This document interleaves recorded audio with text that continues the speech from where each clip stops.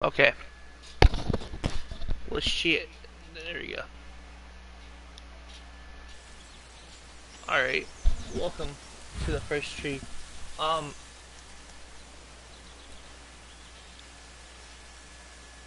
Now, I think... I don't know what commentary mode is. We'll start it off real quick. And if it's just the people speaking over it, then I'll just, restart it.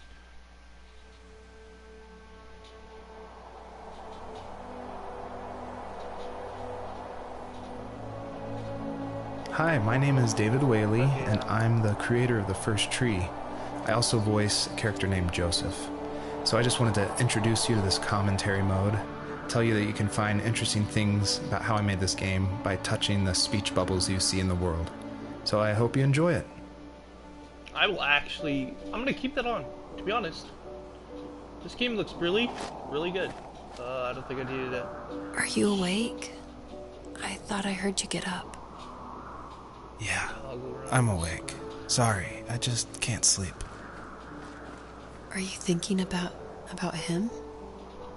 Yeah, a bit. Usually get back to sleep, my love. I'm fine. No, it's okay. What else is on your mind? I don't know. It seems weird, but I had one of the most vivid dreams of my life.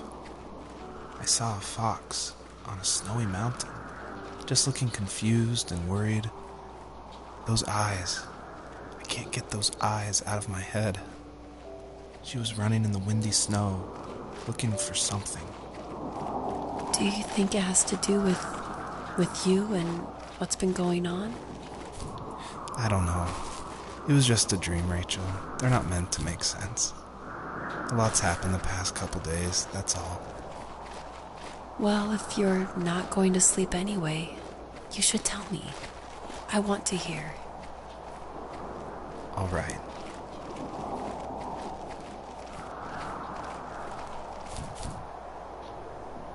Okay. This is actually very nice. I feel like I don't want to talk too much in this playthrough. I'll probably mute my mic because this is an experience, guys. An experience, okay? So, I know a lot of people might not like this. I know somebody who definitely will, but it's whatever. I'm gonna enjoy this, so I'll see you guys. I'm probably just gonna be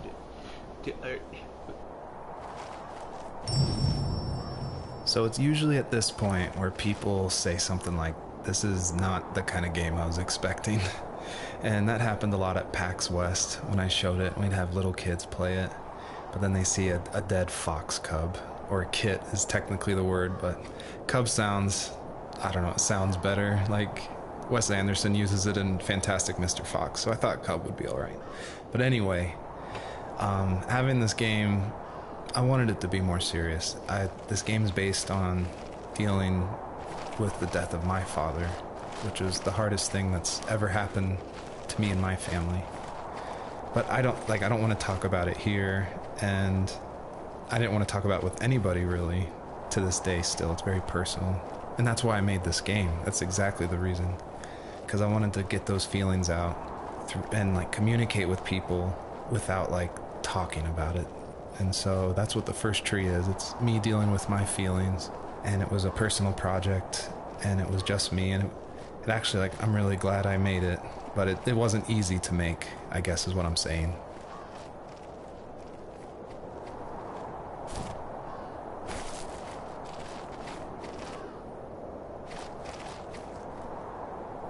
So, not far from her home, she followed that path to something unexpected.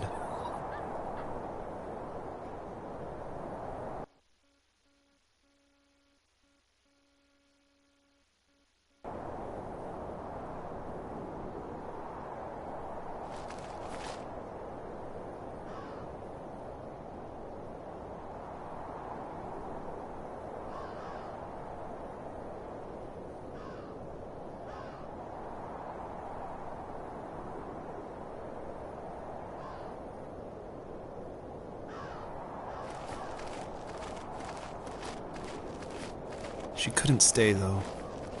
She had to find her other 2 children. So she took that path.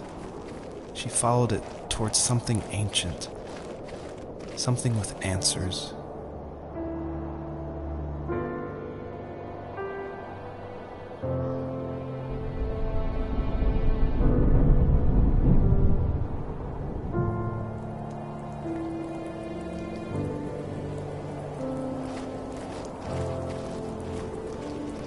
The fox looked high and low, searching for any sign of her cubs. Points of light showed the way to this ancient tree. It was as if each one had a story to tell, all their own. The land was trying to tell my story, too. I felt like I was right behind her the whole time.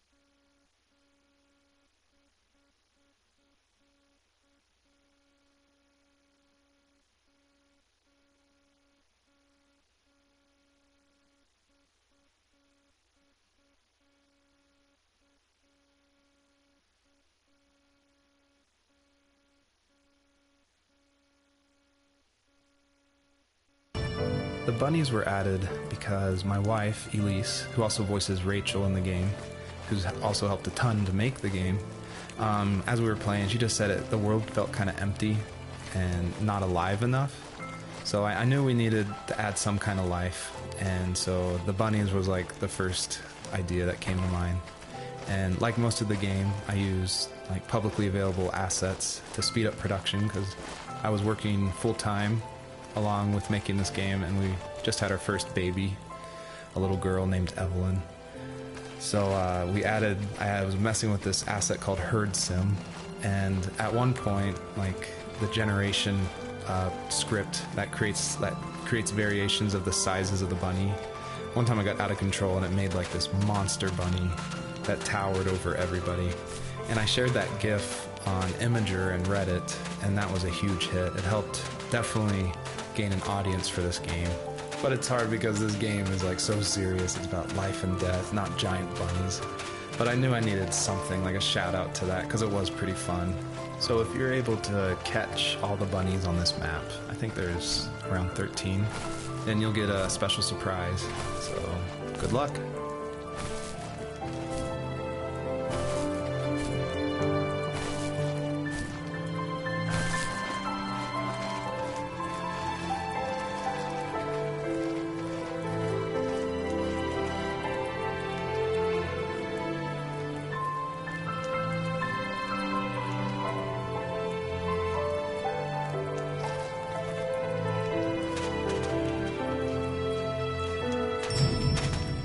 I feel like one of the best ways to make an exploration game feel worth it, or to reward the player, is to have as many secrets as possible. Like some of my favorite games like Dear Esther and Gone Home and Firewatch. I love those story-driven games. And they're kind of like these mystery boxes where if you put in a lot of effort, if you look closely, the world reveals itself to you better. So there are like secrets in the first tree. See if you can find one of these hidden items by digging around in these unmarked spots around this area.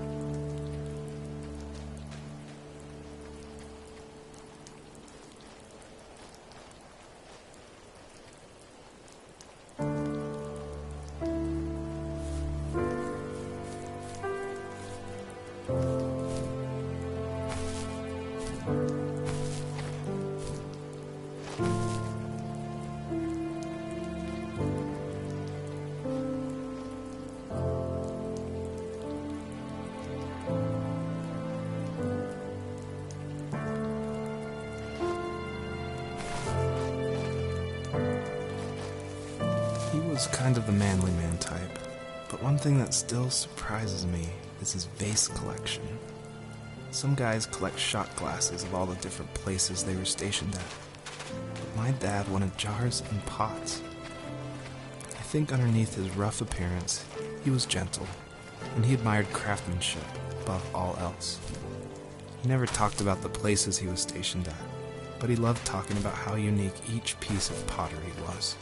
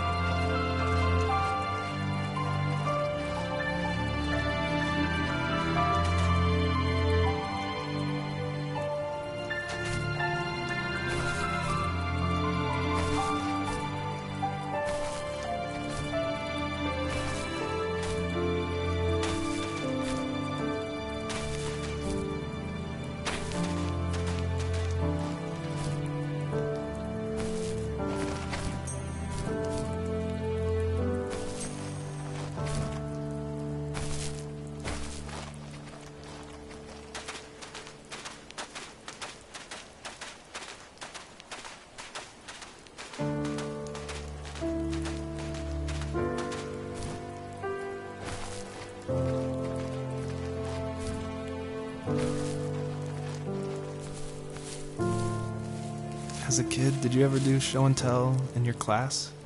Yeah, I think I only did it once, when I was in the 4th grade. You know how my life was around then. I wanted to show my class what helped pass the time and distracted me, so I brought a dozen paper cranes I had made.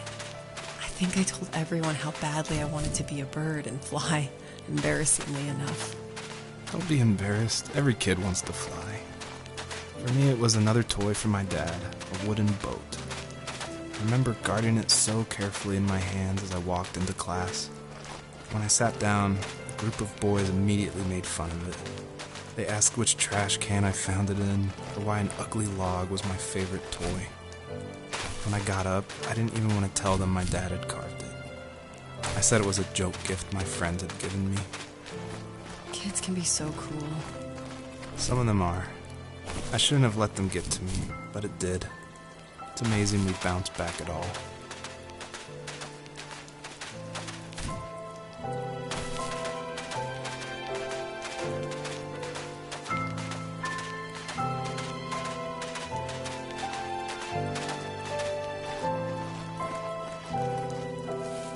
Do you remember what my dad did for a living? Wasn't he like a lumberjack? That's one way of putting it. If wood was a canvas, then a carving knife was his paintbrush. Even after working a 50-hour week, even after his hands were more splinters than skin, he would bring home the nicest piece of Alaskan weeping cedar and make me toys. That wooden train was the first toy I can remember, and I loved it. I just knew from a young age I was going to be a lumberjack, like my father.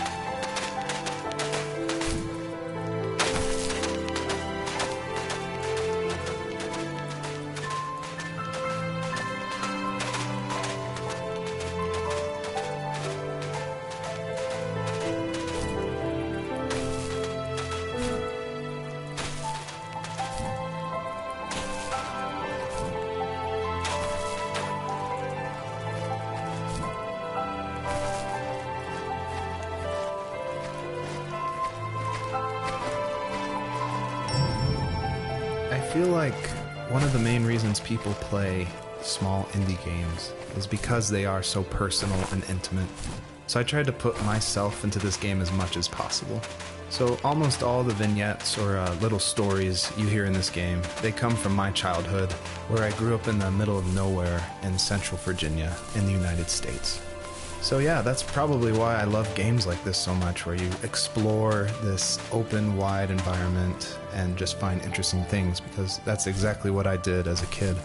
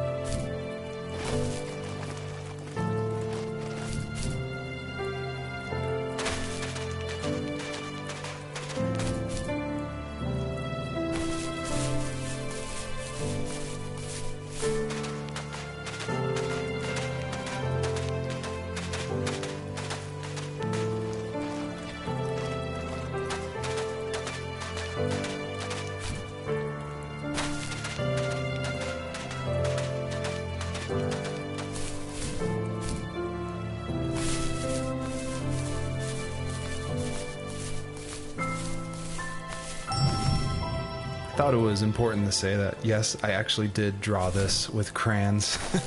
And it was just funny to me one day that I was like, I'm working on my game, and I pulled out my little 1-year-old's like crayon set to draw this item for this game. I just realized just now that I probably threw away the original. I probably should have kept it and given it away to somebody, but oh well. The older I got, the more I withdrew. I asked myself, why talk to anybody anyway? Why bother when I'm happy by myself? I started drawing a lot, mostly animals I saw in the woods by my home. I then imagined designing my own hideouts with things like TVs and pantries full of chips and cookies. I think that idea of leaving home and drawing blueprints started my career. I found a lot of solace in that. I'm not surprised, but I did the same thing, you know? There's something special about having a place to call your own. And now look at us. Well, if you count renting in an overpriced city. It's as close as we can get for now.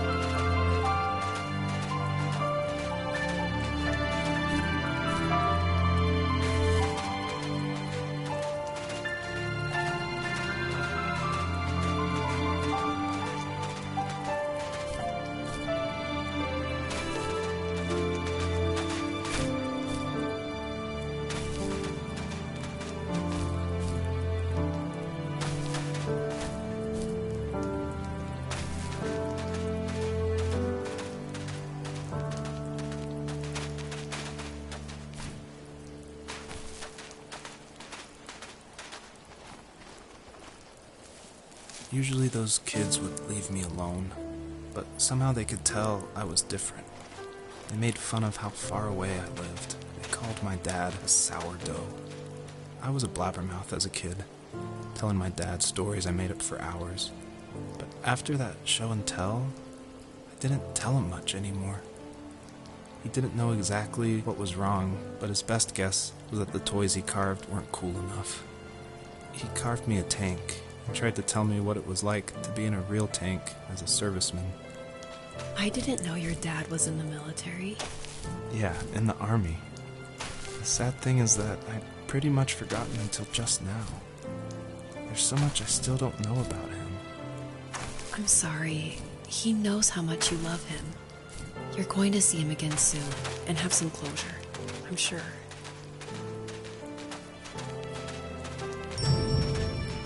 A lot of people have gotten confused why Joseph's father is called a sourdough. And it's not stated outright at the beginning of the game, but Joseph and his dad, they grew up in Alaska. And I don't have a real connection to Alaska except through friends who lived there, and it was also the place that me and my dad were going to go right before he passed away. But I love the idea of Alaska being like this beautiful solitary place. But anyway, what that has to do with sourdough is it's an Alaskan slang term about like someone who lives in the backwoods, like a redneck in Alaska. So I thought that was just to put some authenticity into the game. I added that word.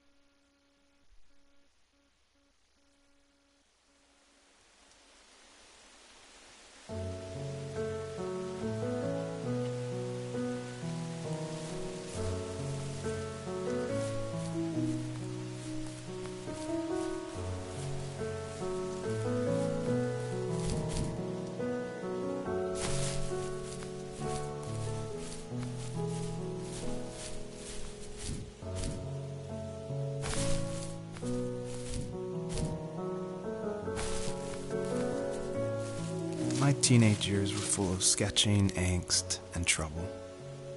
I wasn't popular or unpopular. Maybe just forgettable. I guess that gave me a sense of freedom. So I hung out with crazy kids, doing crazy things, even though I mostly just watched the chaos ensue. We did it all. Put fireworks in mailboxes, hide roadkill in people's garages, break windows of the barber shop in Anchorage. My dad was furious, but he was so busy working he couldn't do much to stop me from going out. I think being an adult means there's no one to stop you making hard decisions. He had to make a living, and he couldn't be in two places at once. Yeah, I realize that now.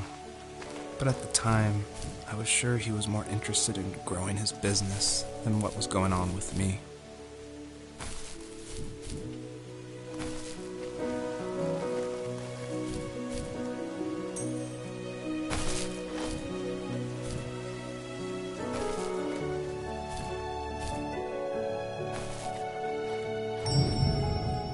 This is the level that I showed at PAX West, which was a crazy dream come true that this hobby project was being shown next to all these amazing indie games.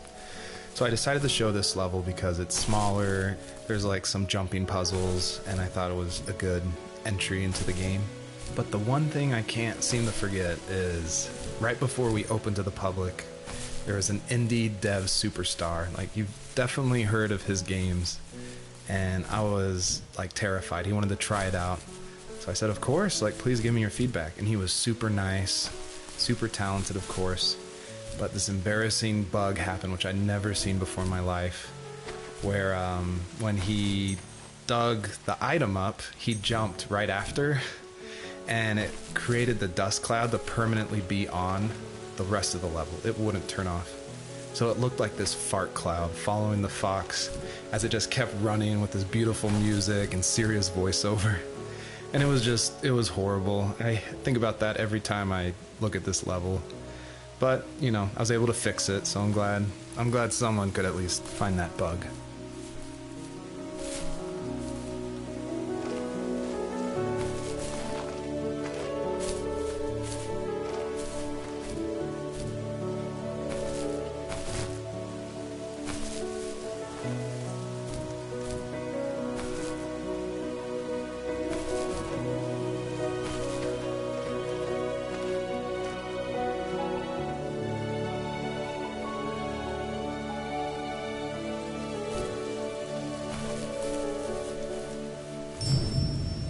I always wanted this game to be very meditative and relaxing, but I know there's a balance between keeping the player's interest. So I added this butterfly jumping mechanic just to like spice things up. I used a plugin called Playmaker for Unity, which in a visual editor lets you do interactive things, which is perfect for me because I do come from a film and design background. But on the flip side, I really wish I was good at code, because this jumping mechanic, the jumping mechanic in the whole game actually, has frustrated a lot of players. But hopefully I've been able to fine-tune it, so it should feel a lot better now. I would just hate that this meditative game would get frustrating, so I've lowered the gravity, I've made the jumps more consistent, so hopefully people can just focus on the world and the story.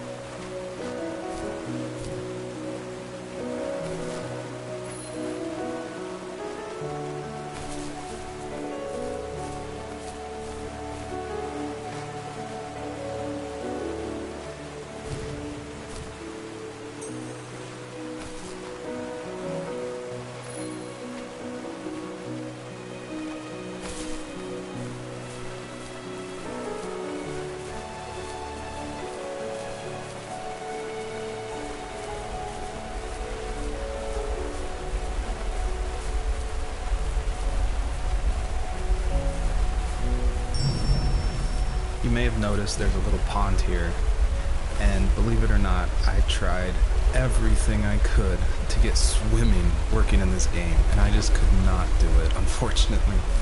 And so all the water in this game you can just stand in, which is, it still like bums me out, but the systems were not working, it was buggy. So I just had to throw it out, which, you know, I think it's okay. Like, I wish it was there, but again, the focus of this game is on the story.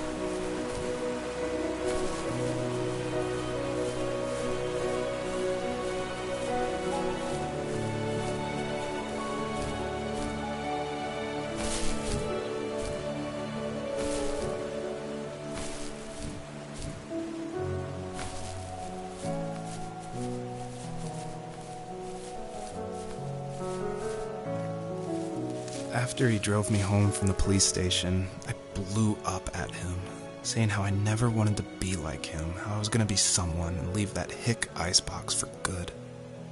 He just looked forward at the road with tired eyes. I took out that bluegrass tape from the cassette deck and chucked it out the window. In my sage teenage wisdom, I thought I had proved the ultimate point. But my dad had a different idea.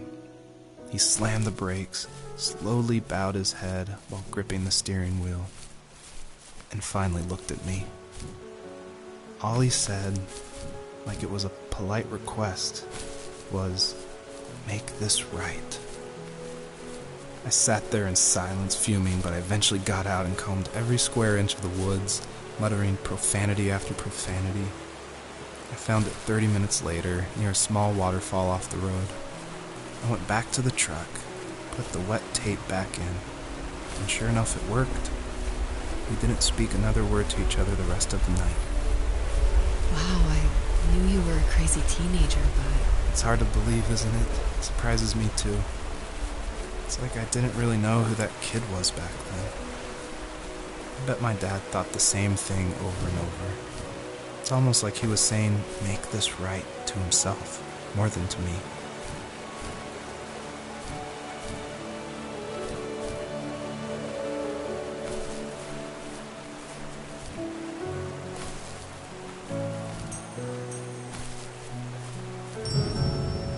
My biggest hope for the players that are playing is that they realize how similar these two parallel stories are, of this fox looking for her missing cubs, and also of this son reconnecting with his father. And so I try to add little touches in the voiceover and in the environment to help draw those parallels, even if they seem totally dissimilar. A big example is the truck, for instance, that Joseph grew up with. It's purple and yellow like the butterflies for this fox. So I tried to add as many touches like that throughout the story as possible.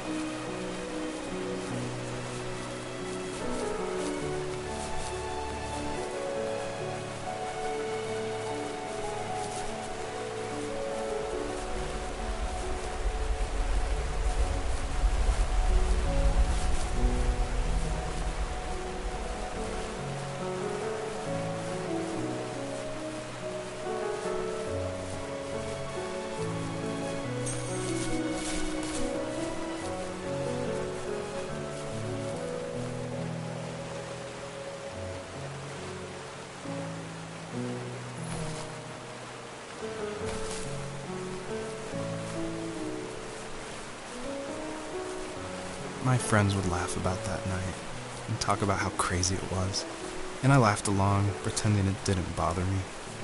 But it did.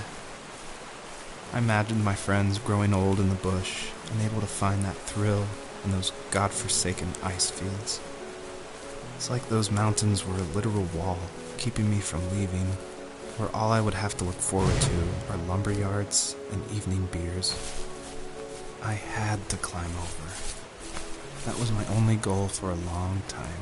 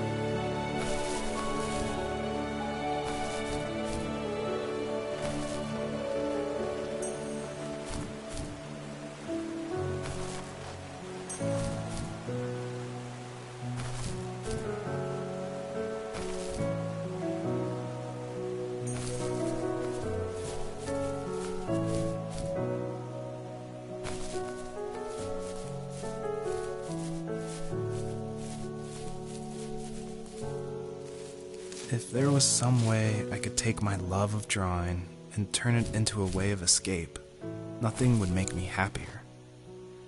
I wanted to create instead of tearing trees down. I wanted to move to the lower 48, not because I hated it there in Alaska, but I hated the idea of it. It's like all of that spite inside me had created this monster which followed me around my whole teenage years. I put so much energy into doing what others didn't expect of me. Why did I do that? There's one fact you're forgetting, though. If you didn't have that fire in you, we probably would have never met. You're absolutely right. Maybe the destination is all that matters in the end. But then why am I awake? Why am I seeing this fox go on her journey? And why can't I stop thinking about my dad?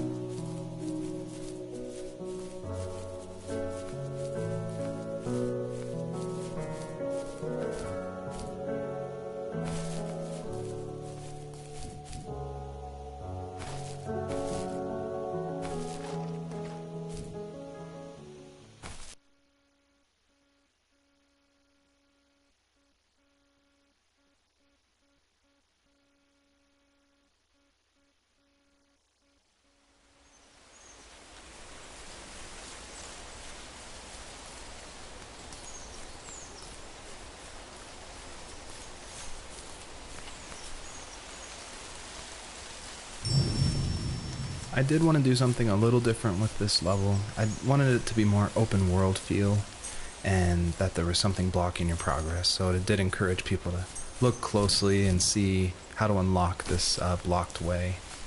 And I do like just walking around this level and listening to the beautiful music by Josh Kramer. His work really sets the mood for the whole game.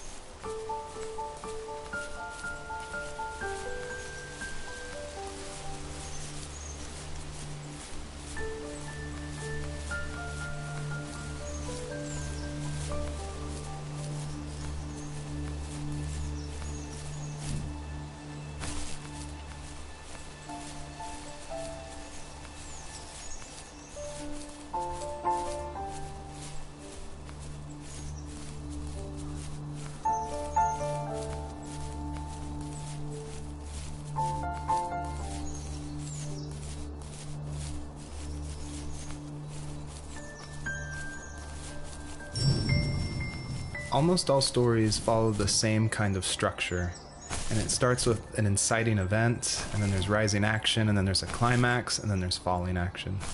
And it's actually really difficult to make an interesting story where you only hear these two people talking, and it's spoken through a dream that's already happened.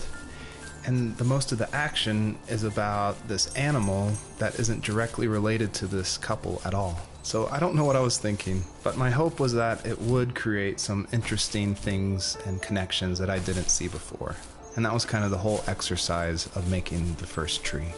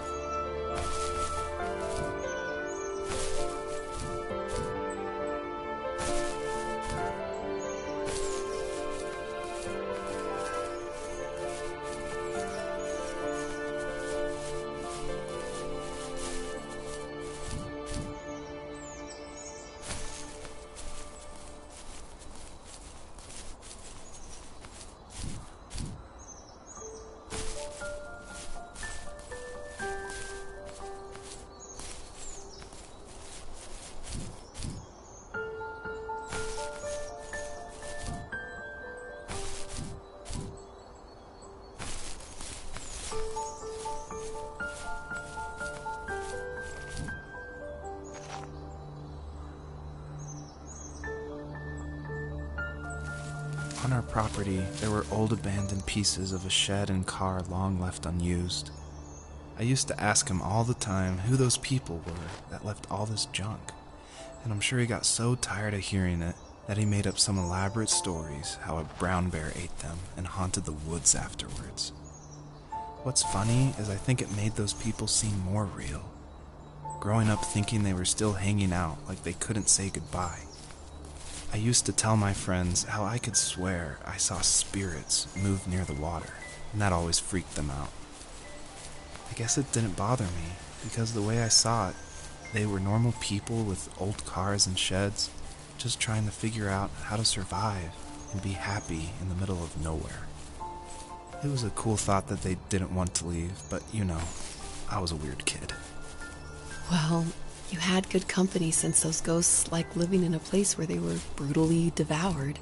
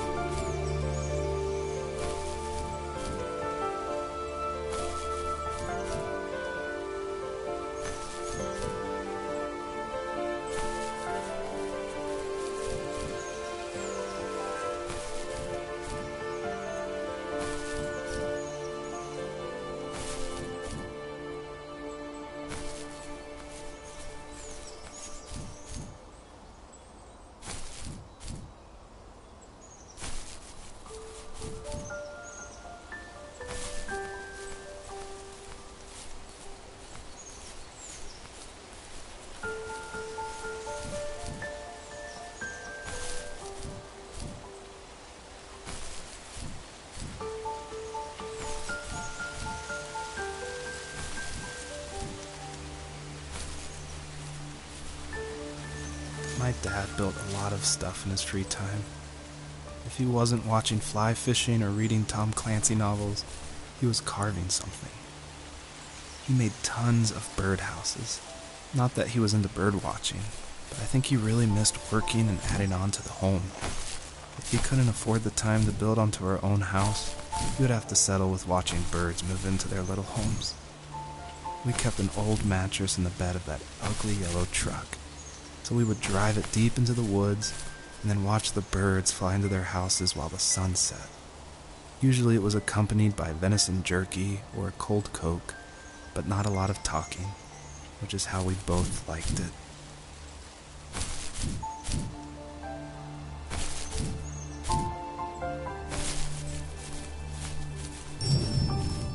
Earlier I said I just love going through video games and exploring, like looking at every nook and cranny and just trying to find little details.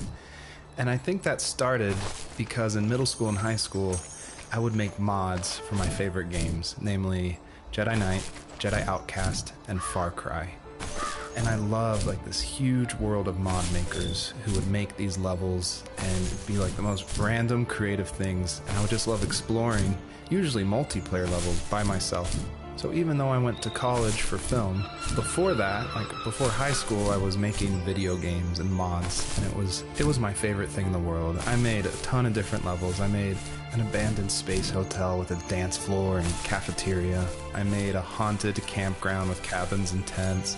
I made this whole city with the first ever day-night cycle with running showers and stuff in the hotel and the apartment buildings. And I just loved making those mods, and I think that carries over to my game, The First Tree, and also the one before that, Home is Where One Starts, which is it's exploration. You're just looking around and appreciating the details.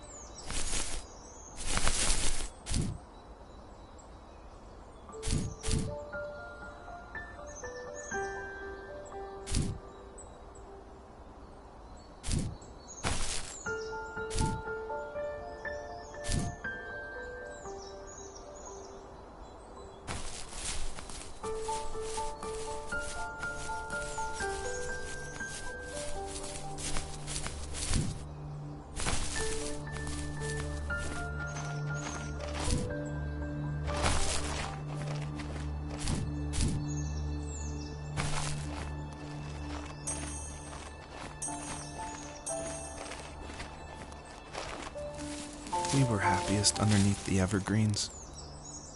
We decided it was time to finally map out the hundreds of acres we lived on just to pass the time during the summer.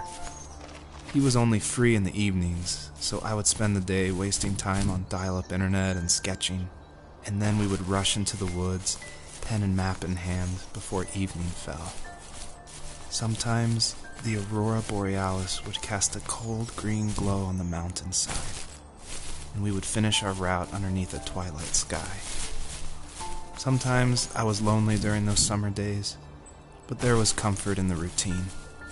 A lot of teenagers aren't looking for the daily grind, though.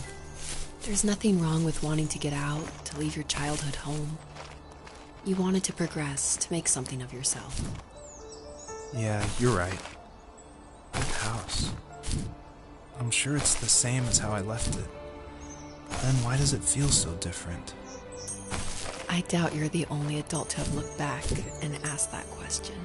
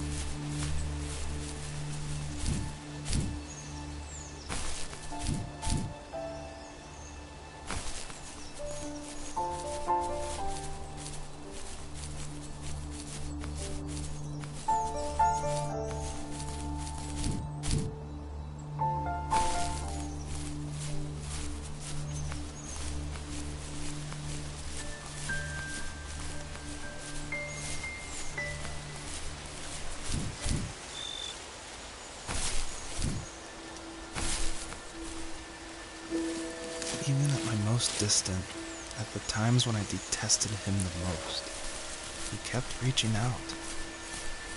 For a year straight, he asked me every week when we were going camping.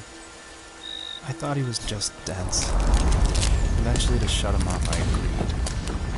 He carried out the worn lawn chairs from the garage and set up a cinder block campfire at the site we'd always used behind the house. We walked down the mountain path, talking in the warm sunshine we only got a couple months of the year. Those 3 obsidian rocks shimmered alongside the shore, almost like sparklers pressed against a dark window. I'll never forget that wet stone on my feet, or how those massive mountains looked even bigger in the lake's reflection. I felt small, but grateful. As the sun set, my dad found something I hadn't seen for a long time. The tree where I'd made my first carving when I was 6. I hadn't even carved it. My dad had helped me, but I still called it my tree. Something about seeing my name there made me open up, and we talked about everything that night in their old camouflage tent. I told him how much I loved sketching and design, and how it would be a dream to study architecture in Seattle. I told him how I didn't get along with my friends much anymore, but that I didn't mind being alone. He told me he was there for me, and he joked that if all he had to do was write my name on a tree to finally get me to talk, he would have left me carved logs with novels on them in front of my room every morning. I don't know why it took me that long to realize it, but it was then I knew how much he had sacrificed for me.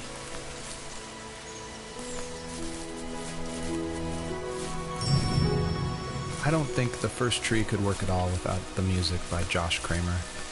And his music, it's actually publicly available to license, and so it was affordable for me since this was a hobby project.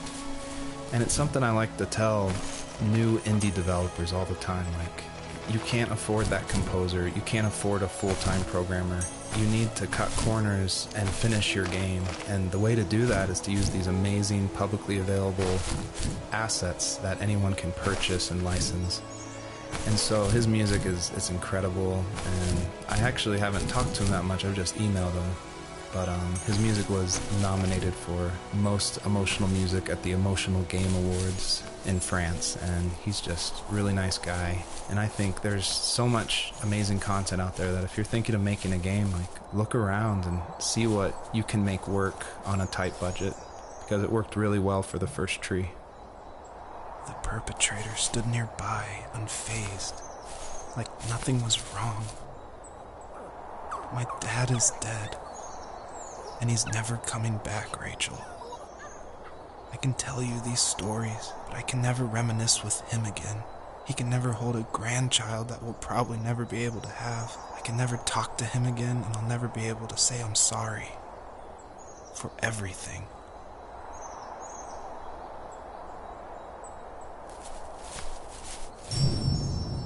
It was really important to me that the wolf in this story that takes the fox's cubs, that it wasn't explained at all. Like, it's just this entity that's in the background. And of course, it's supposed to represent something bigger than a wolf or even the fox. It's supposed to represent, like, the specter of death. And it comes when you least expect it. There's no justification. He's just there, always watching.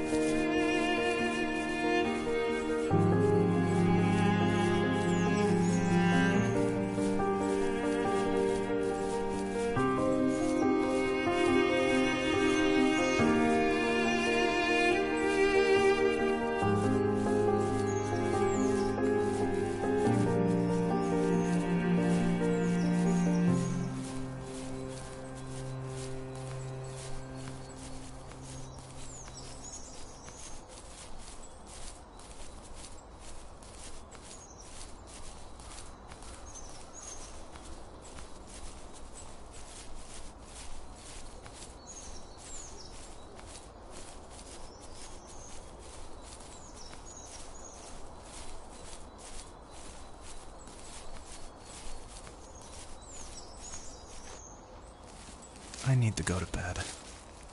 I just can't talk about this anymore. Good night.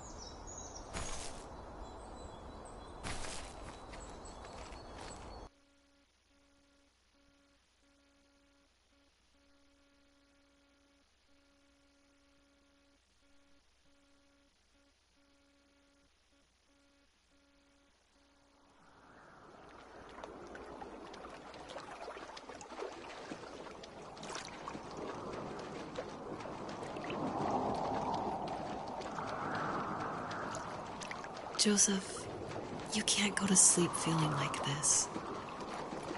I'm sorry for everything, and I know you need space, but I'm here for you. You don't need to feel so lost. Joseph, have I ever told you what my mother was like? Hello, my name is Elise Whaley, and I was the voice actress for Rachel. I'm also David's wife. So that was convenient for working together. I was actually the voice actress for his first game, Home is Where One Starts, and I guess that I did a good enough job that David wanted me back, so I did the voice acting for this one as well. David definitely coached me through it because I'm pretty inexperienced when it comes to that. Home is Where One Starts was my first time ever doing voice acting of any kind. And we watched a lot of trailers of movies we liked to get the voice right of female leads who were talking in the trailer and try to mimic that and bring that into the game so that had the right kind of feel and the right kind of atmosphere for the voice. My character actually is the same character from Home is Where One Starts. If you've played that game, you probably connected that together. And this is her probably about 15 years later, maybe 20 years later in this game. I was happy to revisit the character of Rachel. We kind of leave her in an ambiguous spot in Home is Where One Starts. It definitely ends on a hopeful note, but there's not a lot of details. And in this game, you see that she's able to move on through a lot of her issues that she had from her abusive home and be able to start her own family and start a new cycle without that abuse, which I think is really inspiring.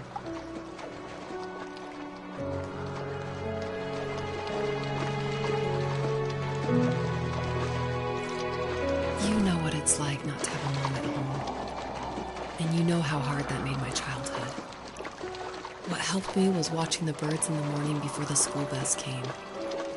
I thought that my mother was one of those birds, and it made me want to be free like her.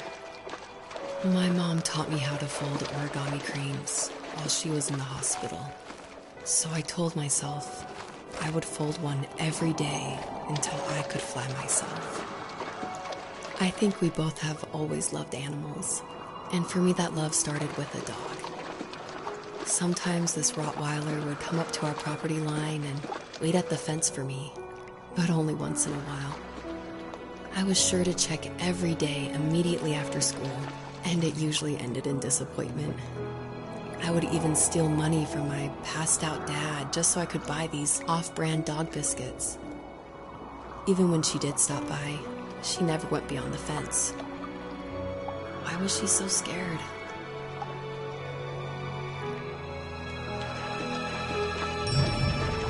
So it's always interesting working with your spouse because, especially on a creative project, because they want your feedback, but it's something that's also dear to their heart, and they're dear to your heart, and you definitely don't want to hurt their feelings. So I was a little nervous when David asked me, he had finally finished writing the script, and he asked me to go over it and see what I thought. And I had minored in English. I majored in art, but I minored in English, so I felt like I had a little bit of experience. But I was definitely like a little scared because you don't want to be too harsh, but you also want to be honest. And it was the biggest relief when I read the script, and I was like, oh, good. My husband's a good writer. I don't have to change that much about this, just a few like grammatical things. And that was just like the biggest relief for me, because it can be a tricky balance working with your spouse and making sure that that honesty is there, but also that love and the support is there as well. I think my dad was the opposite of your dad in almost every way, except he was in the military as well. He coped with alcohol of every kind. The trailer started falling apart, he got angry, and I withdrew. More and more I became the weird, quiet kid who made lots of origami birds and carried dog biscuits around. I think we were pretty similar when it came to being the weird kids. And that same sincerity in college was one of the reasons I was so drawn to you. Life got worse and worse. And at one point, I really didn't think I could survive another day with my soul still intact. I had no real friends, let alone neighbors, since we lived in the middle of nowhere. I should have talked to my teacher, but I was scared what he would do if he found out. As I waited for the school bus one morning, I walked around until I found something in an abandoned shed. Something I can't put into words. So we're talking about Home is Where One Starts a lot, so if you haven't played that game, maybe this doesn't make as much sense, or maybe this is a little plug that you should go play it. But in that game, it actually features one of my artworks. I work as an artist and paper cutting, actually, and David used one of my artworks as a graffitied stencil in Home is Where One Starts that's against the wall of this shack. And it actually shows up again in the first tree, just a fragment of it. The first tree, the title actually comes from one of my artworks that I made back in 2015, I want to say. And I made this artwork while I was pregnant with our first child. And it had a lot of meaning for me, and David actually helped me come up with the title. And he asked, because I was really struggling, I was like, I have no idea what to call this, and I always go to David for title ideas and to bounce ideas off of him, and that's like the only way I can ever come up with a title is by talking with him. So we were talking back and forth and looking at this artwork, and he said, well, what kind of like movies or shows were you watching while you're making the artwork? Because my work's pretty tedious, so sometimes I'll watch a show or do some Netflix binging while I'm creating it. And I was like, oh, I actually watched Tree of Life a ton. And then we're like, Tree of Life, and we started thinking more about that, and then arrived at the first tree. So it started off as one of my artworks and then became a part of David's art, which I think is really cool that we were able to share that title. You have strength, Joseph, and you're not as alone as you think. It's all just so pointless. Just waiting for life to happen. It's like having the home I always wanted is cursed out of my reach. The thought of being a parent myself. How could I do that when I couldn't even be a good son? I'm sorry. I know what you're saying. I just don't know how things will work out. These quiet hours will turn into years. We'll wonder which roads passed us by. Then we'll forge a new road together. Besides, I discovered for myself that one fateful morning where any hopeful road leads to. There may be thorns and mist, but it always leads to the same thing. And what's that? Family. I'm so glad that you're part of my family, Rachel. And I'm glad you're part of mine. A question I get a lot is why a fox? And it ties into just how important family is for me. And Fox is actually a family name from my wife's side, from Elise. And she always heard about the legacy of the Fox family. And because of that, growing up, it was her favorite animal. She even made these 2 wooden foxes for our wedding cake toppers. So I thought it would be cool to have that animal in the game while these 2 people are having this conversation in the middle of the night.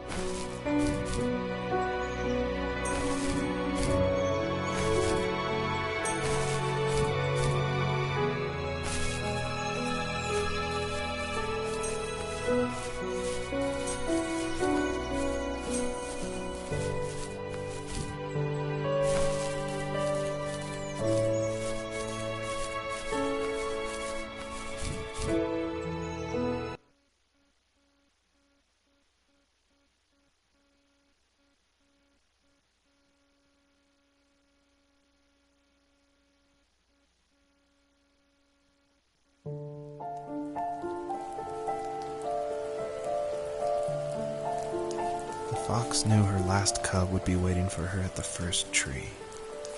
She was almost there. The rain cascaded onto the jade valley where the entrance to the tree was. Life was protected there, because that's where life began. It was now only a mother and a daughter left. Items from my life still dotted the ground as she moved closer to her destination and destiny.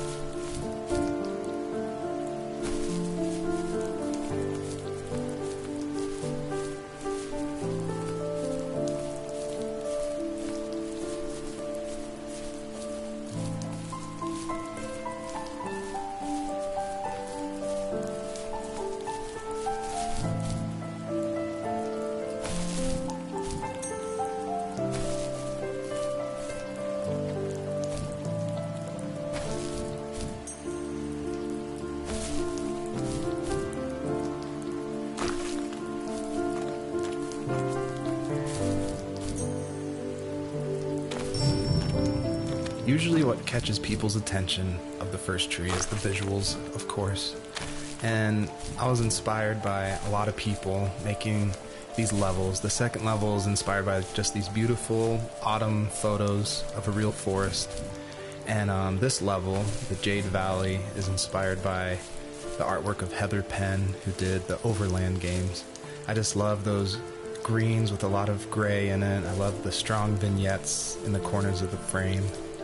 And of course, this environment pack was made by the very talented Swedish designer Mikael Gustafsson. And of course, his initial designs inspired me, and I was able to build off of that. And I'm really grateful that he allowed his environment pack to be made publicly available. At the end of high school, I felt something I hadn't felt in a long time. Drive. I looked into the best architecture schools on the West Coast and got a dose of reality when looking at other students' portfolios and the high cost of tuition. I still wanted to be something, to be the next Alvaro Siza, and to make those thousands of sketches worth something in my grand history. But now even an internship sounds impossible. Siza helped me understand how essential emotion is in architecture. And he also said light is the real composer of space. I like to think these glints of light, like not finding a job, or even a strange dream about a fox, are something I should be thankful for. Even if the illuminated space is something I'm less than comfortable with.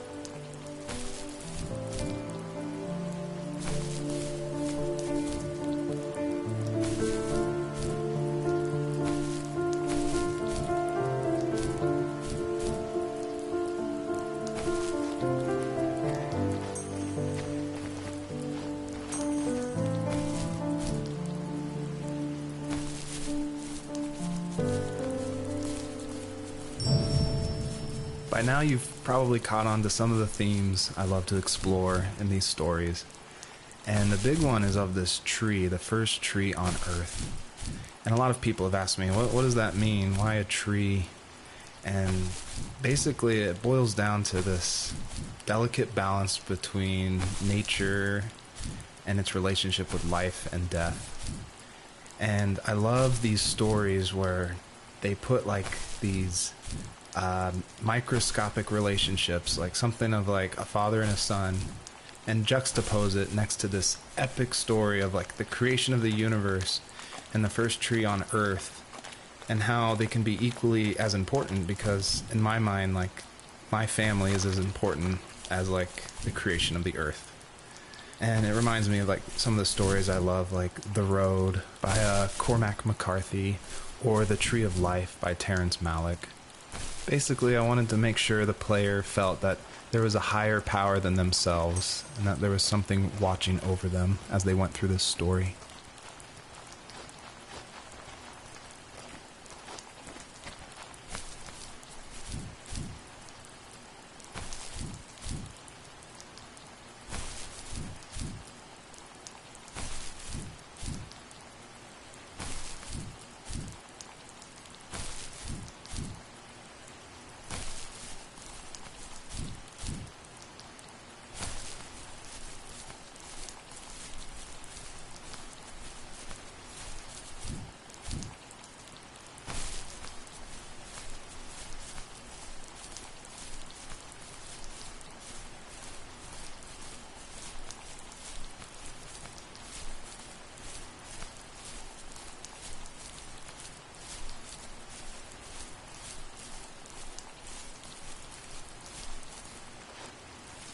Was that the last time you talked to him?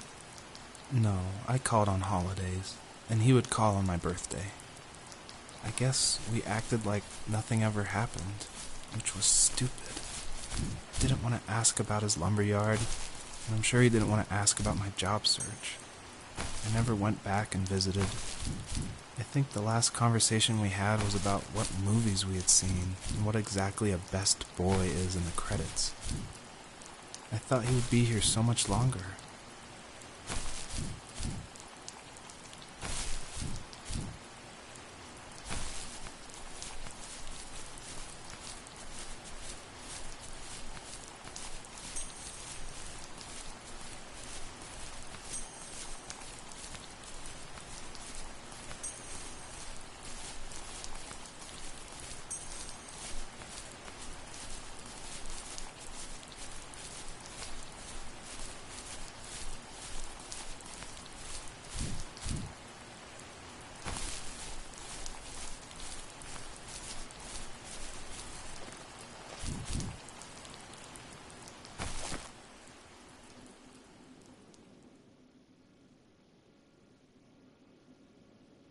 In the distance, the first tree illuminated the wasteland. She couldn't go home anymore. She did the only thing she was capable of: moving forward. My dad died alone in the middle of the wilderness. I should have been talking to him more. I should have done a lot of things differently. If the first tree on Earth brought life with it, if it taught the birds to sing and fly and showed saplings how to grow, what could it do for us? Obviously, there's a really emotional part, but I'm going to talk through it anyway. A lot of people correctly identify that Journey was like a huge inspiration for the first tree. And this part, it is like a callback to that part where you're climbing up the mountain with your friend you don't know, and it just gets snowier and snowier, and you just keep going, and then eventually you collapse. And that part, that made a huge impact on me. And I don't even own a PlayStation 3 or 4. I rented a PlayStation from like a rent-a-center right after completing Home is Where One Starts, just because I'd heard so much about it. And everyone was right, it was a very impactful game, and it definitely inspired the first tree. There was a letter I received yesterday from a name I didn't recognize, with a quote I can't stop thinking about. Death is not the opposite of life, but a part of it. More and more, I'm realizing one important truth. Each of us have our own journey to the first tree. But sometimes I'm not sure I'm ready to take that first step. You already have my love.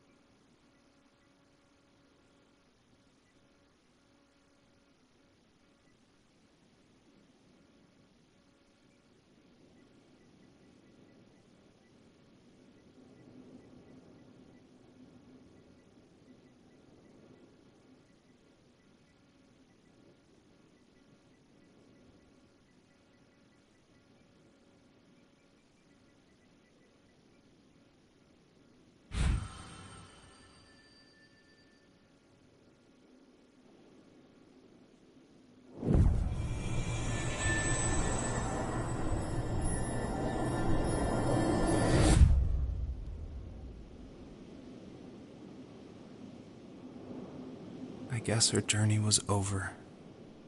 But I have no idea. It was only a dream.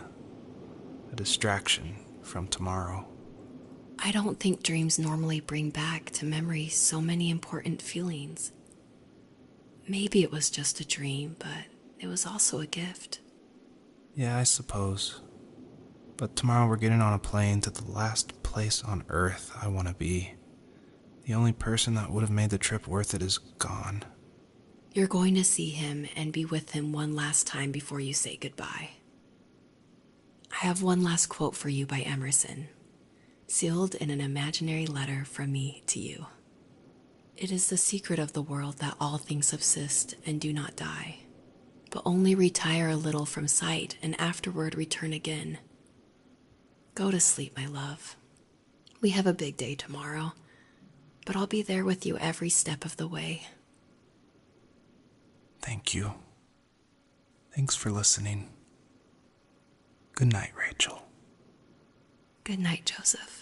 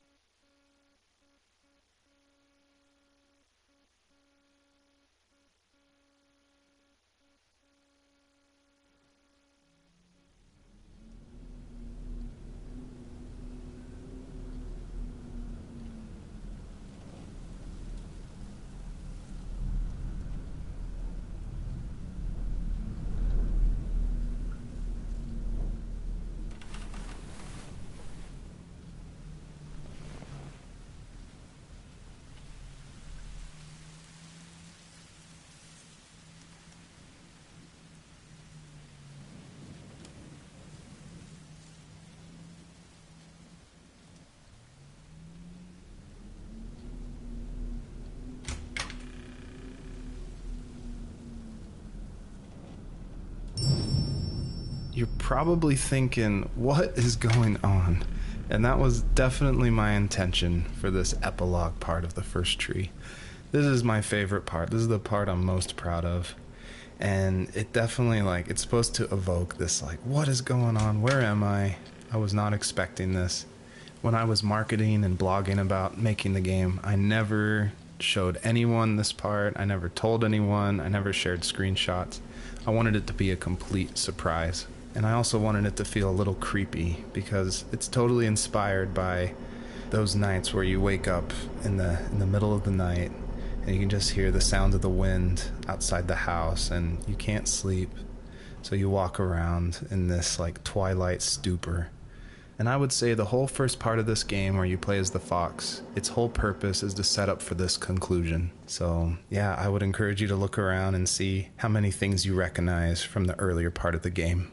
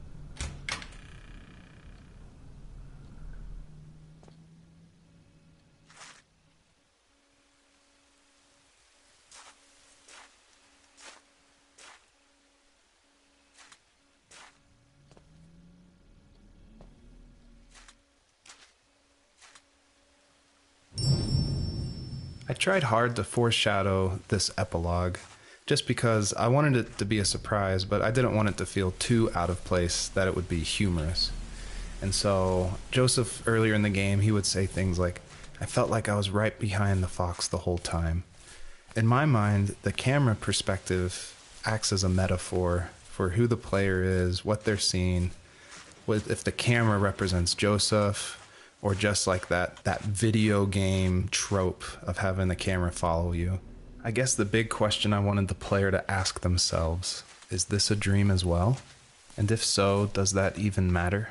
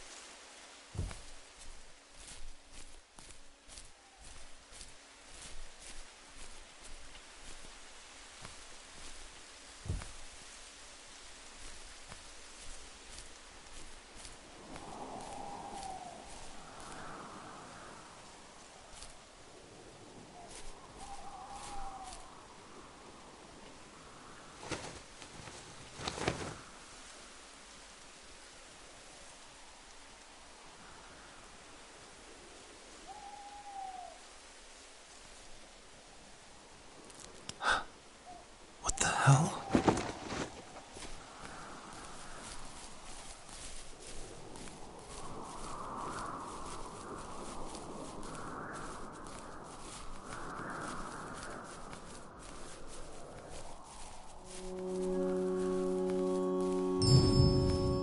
I purposefully fade out the crosshair in the middle of the screen because I wanted it to be a direct callback to the camera following the fox in the first 5 levels of the first tree. I wanted it to go for that gut reaction that this was very familiar, yet totally in a different world.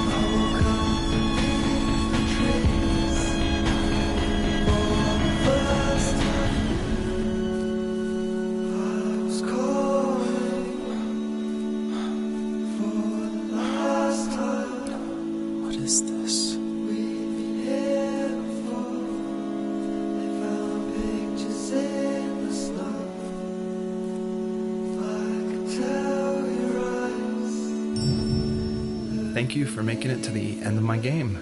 And I hope you enjoy the personalized message that is featured on the trunk of this tree. It's a message submitted by another player that's retrieved from a database, and it's retrieved at random. And I did this because I wanted people, even if they feel alone through trials of death, that there is a community, an invisible community supporting each other. So thanks for playing.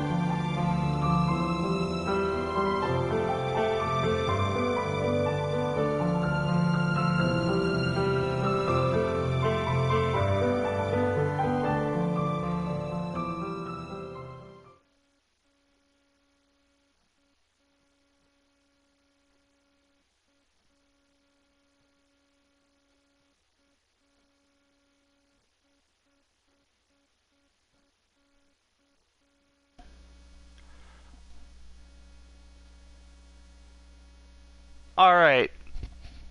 That game was fucking good. Okay? It was... Honestly, it's one of the best games I played, I mean, in this genre. Since I would say I played Firewatch.